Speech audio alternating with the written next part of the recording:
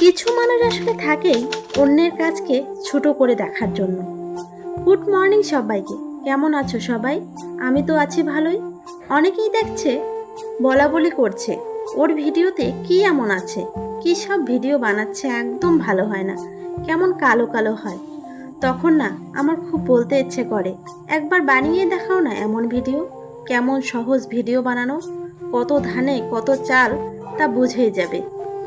আসলে কিছু মানুষ থাকে না, যাদের কাজই হলো অন্যকে ছোট করে দেখা আর অন্যের খাটনিকে ছোট করা।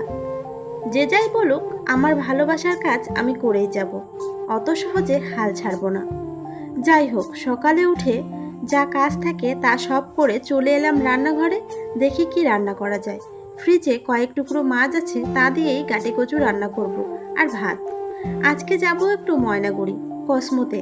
কালকে ননদ এসেছে ছুটিতে, বলে চলো ময়নাগুড়ি কসমোতে ঘুরে আসি, 60% অফার দিয়েছে। তাড়াতাড়ি রান্না শেষ করে বেরিয়ে পড়লাম দুইজনে ময়নাগুড়ির উদ্দেশ্যে। বাসেই যাব। বাসে উঠে পড়েছি, ডাইরেক্ট নামবো ময়নাগুড়িতে।